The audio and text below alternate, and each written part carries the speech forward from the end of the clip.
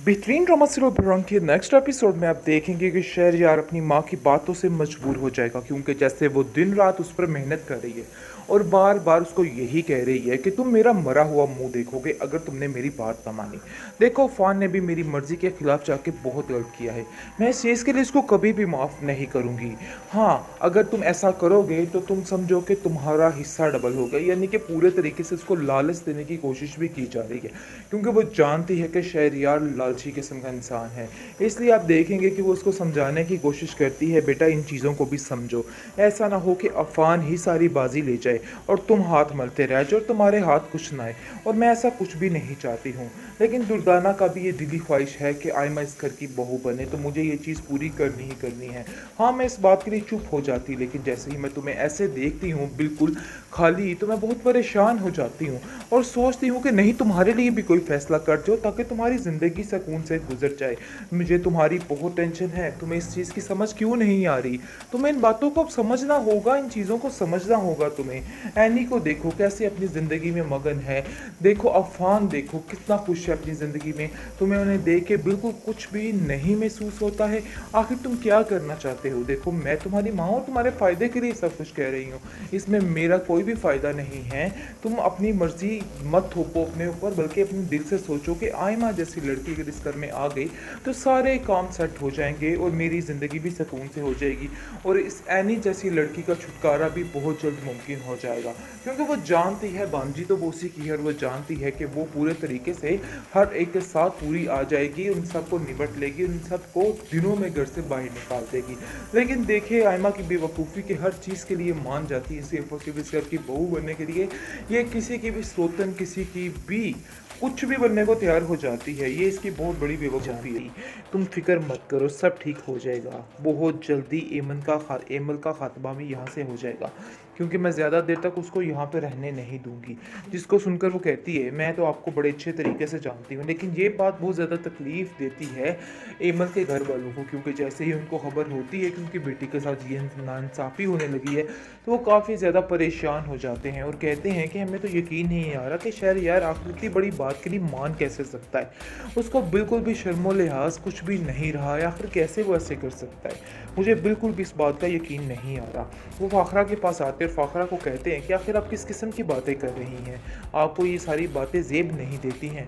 आखिर आप कैसे ऐसे कर सकते हैं? आपकी भी अपनी एक बेटी है, आपको कुछ तो सोचना चाहिए, कुछ तो लिहाज़ करना चाहिए। लेकिन वो साफ-साफ उनको जवाब दे देती है और कहती है कि मैं किसी को जवाबदेह नहीं हूँ। इसलिए बेहतर यही है कि मेरे साथ इस किस्म के मुतालबे और इस किस्म की बातें ना ही की जाएँ तो बेहतर है, क्योंकि मैं जानती हूँ कि आप लोगों का यहाँ से निकलना ही बेहतर है।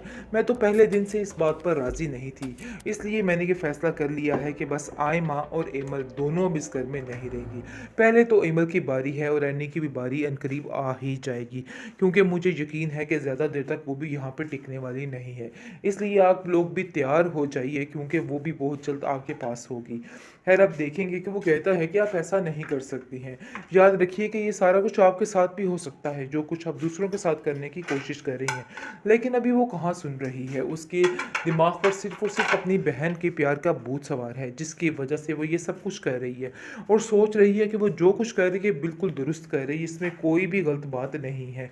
लेकिन वो बहुत बड़ी गलती पर है, यानी कि असल डंग मारने वाली है आयमा खुद इनको वो हाल करने वाली है, क्योंकि जो प्लानिंग कर रहे हैं वो दोनों, ये इनके सोच भी नहीं सकते कि इनकी क्या प्लानिंग है। खैर, बहुत जल्द शादी होगी, फिर इन सब चीज़ों का इनका अंदाज़ा बेहतरीन ड्रामा सीरियल बरंग के इस एपिसोड में आप देखेंगे कि यहाँ तो सब कुछ ही बदल चुका है, यानी कि कहानी एकदम से बिल्कुल बल खा गई है। ऐसा ही कुछ हुआ है, जैसा कि आप देख रहे हैं कि कैसे एनी की स्टोरी चलती चलती कहाँ पर आकर रुकी, एमल पर आकर रुक गई है, क्योंकि अब सबकी नज़र में यही है कि बस एमल की शादी, यानी एमल के शोहर की दूसरी शादी होने वाली है, ताकि एनी की हार हो सके। इस चीज़ के पीछे आप देखेंगे कि फ़ाखरा क्या कुछ करने वाली है।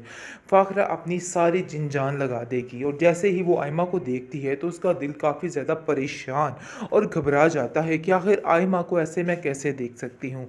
मैंने ज़िंदगी भर उससे इतना प्यार किया और बिल्कुल अपनी बेटियों जैसा माना, तो कैसे आज मैं उसको ऐसे छोड़ सकती हूँ। खैर अब देखेंगे कि आयमा भी बहुत बड़ी चाल पे है। खैर फ़ाखरा ये कदम भी उठा के देख ले तो उसको समझ आ जाएगी कि वो क्या करना चाह रही है। फ़िलहाल तो वो समझ रही है कि मामला काफ़ी दुरुस्त रहेगा और सब कुछ ठीक होने वाला है। लेकिन वो ये नहीं जानती है कि वो सबसे बढ़कर है।